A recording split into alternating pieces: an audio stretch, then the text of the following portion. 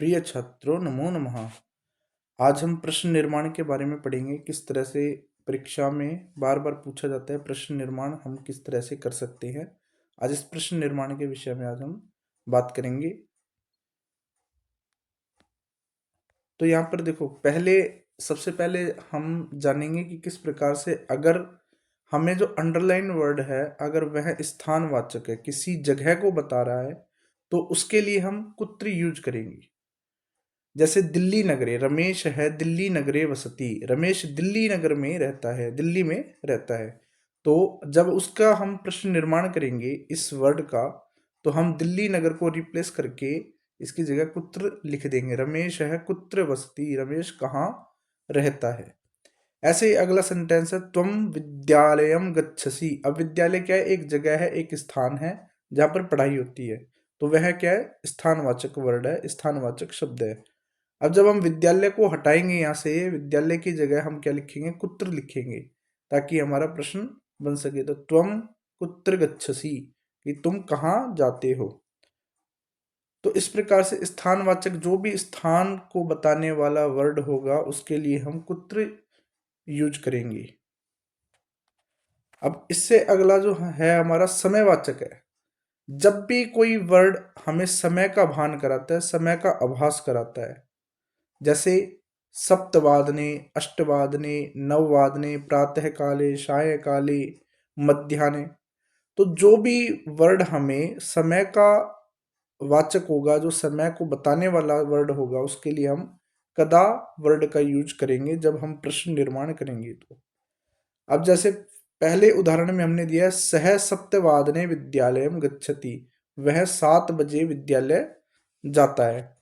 अब इसके लिए जब हम सप्तवादनी जो अंडरलाइन वर्ड है इसको जब हम हटाएंगे, इसको रिप्लेस करेंगे, तो हम इसके जगह क्या लगाएंगे? कदा का प्रयोग करेंगे। तो सह कदा विद्यालयम गच्छति, तो वह कब विद्यालय जाता है। अब इससे अगले सेंटेंस में जैसे जनाः प्रातः काले ब्रह्मणम कुर्वन्ति, जो लोग हैं वो सुबह सुबह प्रातः काल में भ्रमण करते हैं। तो जब हम प्रातः काल जो अंडरलाइन वर्ड है उसको जब हम रिप्लेस करेंगे तो किससे करेंगे? कदा से करेंगे। क्यों? क्योंकि यह समय को बता रहा है, किस समय? प्रातः काल यानी सुबह। तो जना कदा भ्रमणम कुर्वन्ति, जना कब भ्रमण करते हैं। तो इस प्रकार से जब भी समय को बताने वाला कोई वर्ड आएगा जिसको हमें रिप्लेस करना है, जिसका हमें प्रश्न निर्माण करना है, तो उसमें हमेशा हम कदा शब्द का प्रयोग करेंगे। अब इससे अगला जो है वो है संख्यावाचक। जब भी कोई संख्यावाचक वर्ड आएगा, जब भी कोई संख्यावाचक शब्द आएगा और जिसको रिप्लेस करना होगा हमें किससे? कति से। हमेशा हमें उसमें क्या यूज करना है? कति यूज करना है। कति बताते हैं कितने। तो संख्यावाचक वर्ड जब भी आएगा तो हमें क्या यूज करना है? कति यूज करना है। जैसे तत्र त्रियः जना तिष्ठन्ति, वहां पर 3 लोग खड़े हैं। तो त्रियः 3, तो 3 क्या है? संख्यावाचक शब्द है। जब हम 3 को हटाएंगे क्योंकि अंडरलाइन वर्ड ये है, तो क्या आ जाएगा? कति आ जाएगा। तो तत्र कति जनाः तिष्ठन्ति, वहां पर कितने लोग खड़े हैं। तो ये यहाँ पे हमारा वर्ड पूरा जो प्रश्न का निर्माण हो गया। अब इससे अगला जैसे उदाहरण है रमेश है 10 फलानी कृणाति। तो रमेश जो है वो 10 फलों को खरीदता है। तो कितने को खरीदता है? 10 को। तो क्या ये है वर्ड क्या है? संख्यावाचक है। जब भी संख्यावाचक वर्ड आएगा तो हमें क्या यूज करना है? कति यूज करना है। तो हम 10 को हटा देंगे और यहाँ पे कति लगा देंगे। रमेश है कति फलानी कृणाति, तो यहाँ पे हमारा प्रश्न बन जाएगा। अब इसी तरह कार्यवाचक शब्द है। जब भी हम कोई काम करने के लिए जा रहे, कुछ विशेष काम करने के लिए जा रहे के लिए जो यूज होता है हमारा, इसमें हिंदी में जो आता है वो आता है के लिए। किसी काम के लिए हम जा रहे, जैसे अध्ययन के लिए, तो अध्ययन आय। और इसकी दूसरी जो ट्रिक है वो यह है कि जब भी चतुर्थी विभक्ति का प्रयोग होगा किसी वर्ड में, तो हमेशा हम किमर्थम का प्रयोग करेंगे प्रश्न निर्माण करने के लिए। किमर्थम का मतलब होता है किस लिए, किस लिए। जैसे पहला उदाहरण हमने दिया यहाँ पे, अध्ययनाय विद्यालय, छात्र है अध्ययनाय विद्यालयम गच्छति। तो यहाँ पे अध्ययनाय क्या है? चतुर्थी विभक्ति का प्रयोग है और अंडरलाइन वर्ड है। तो इसको जब हम अध्ययनाय को हटाएंगे तो क्या लगा देंगे? किमर्थम लगा देंगे। तो छात्र है किमर्थम विद्यालयम गच्छति, छात्र किस लिए विद्यालय जाता है। और जब उसका प्रश्न का उत्तर होगा तो क्या होगा, छात्र है अध्ययनाय विद्यालयम गच्छति। अब इसी तरह क्या है, रमेश है भोजनाय देवालयम गच्छति, भोजन के लिए देवालयम यानी मंदिर जाता है। तो भोजनाय भोजन के लिए, इसमें भी चतुर्थी विभक्ति है। जब हम इसको रिप्लेस करेंगे तो किससे करेंगे, किमर्थम से करेंगे। तो रमेश है किमर्थम देवालयम गच्छति, रमेश किस लिए देवालय जाता है। अब यहाँ तो सिंपल तरीका हो गया इसका, लेकिन अब हमें क्या याद करना है, हमें कैसे पता चलेगा कि कौन सा वर्ड किस तरीके से हम यूज करेंगे। तो जब भी वर्ड हमारा स्त्रीलिंग का होगा, जब भी वर्ड हमारा स्त्रीलिंग का होगा तो हम उसके लिए ये यूज करेंगे। जैसे प्रथमा विभक्ति एक वचन में का, द्विवचन में के, बहुवचन में का, द्वितीय विभक्ति में काम, द्वितीय विभक्ति के द्विवचन में के, द्वितीय विभक्ति के बहुवचन में का। तो इसी तरह से इनको यूज करेंगे हम। कया काव्यम काव्य, कस्मे कस्य काव्यम काव्य, कस्या काव्यम काव्य, कस्या कयो कासाम, कस्याम कयो कासु, ये हमें याद करना ही पड़ेगा। पुल्लिंग वर्ड जब कोई भी आएगा प्रश्न निर्माण के लिए तो हम हमेशा इनको यूज करेंगे। प्रथमा विभक्ति में कह, कौ के, कम को, कान, केन काव्यम के, कस्मे काव्याम किभ्य, कस्मात् काव्याम किभ्य, कस्य कयो केशाम, कस्मिन कयो केशु। तो इनका प्रयोग हम जिस भी विभक्ति जिस भी वचन का वर्ड उसमें दिया गया होगा उससे हम इसको रिप्लेस कर देंगे।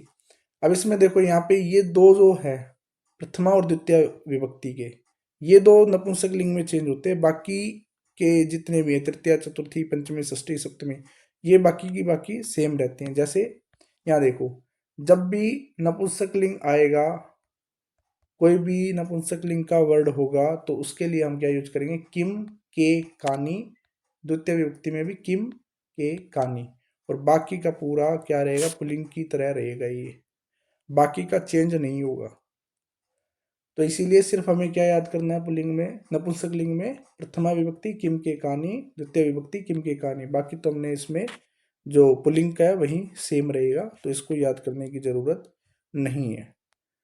अब कुछ प्रश्न हम देख लेते हैं कि हम किस तरह से इसको सोल्व कर सकते हैं। जैसे पहला प्रश्न यहाँ पे दे रखा है गुणा।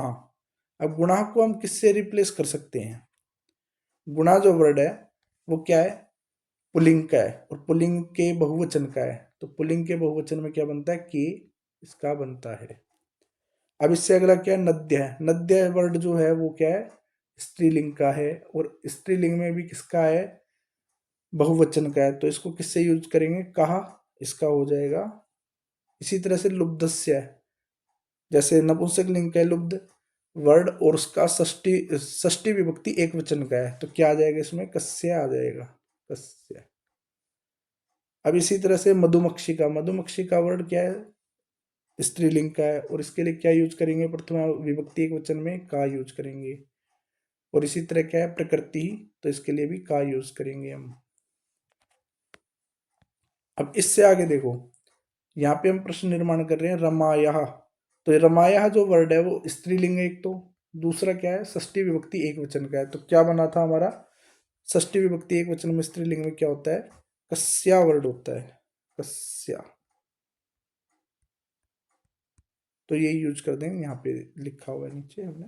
पत्यु जो वर्ड है वो षष्ठी विभक्ति एक वचन का है लेकिन पुल्लिंग का है, तो क्या आएगा, पति शब्द का जो है उसमें क्या जाएगा, कस्य बन जाएगा हमारा। इसके बाद में मुंबई नगरी, मैंने अभी बताया था कि जब भी हमारा कोई स्थानवाचक शब्द होगा तो क्या आ जाएगा, पुत्र आ जाएगा। यहाँ पे पुत्र इसका सही उत्तर हो जाएगा। अब इसमें रमाबाई महोदया, तो इसमें कौन सा वर्ड है, एक तो स्त्रीलिंग है, दूसरा षष्ठी विभक्ति का है, तो क्या आ जाएगा, कस्यः। यहाँ पे कस्यः आ जाएगा। अब इसी तरह स्त्रेय शब्द है वो क्या है, एक तो स्त्रीलिंग वर्ड है और दूसरा बहुवचन का है प्रथमा विभक्ति में, तो क्या आ जाएगा इसका, कहा बन जाएगा। तीसरा देखो, अब इसमें मैं एक छोटी सी ट्रिक बताता हूँ मैं तुम्हें। जो भी विभक्ति हमारी इन वर्ड्स में लगी हुई है उसी के हिसाब से हम इनको बना सकते हैं। कैसे, देखो, जैसे वर्ड है पहला नौका। अब नौका वर्ड स्त्रीलिंग है, इतना तो हमें पता है। तो हमें क्या करना है, लास्ट में क्या लगा हुआ है, आ लगा हुआ है, तो क्या लिखना है, उसके आगे आ लगा देना है, बन गया आंसर का।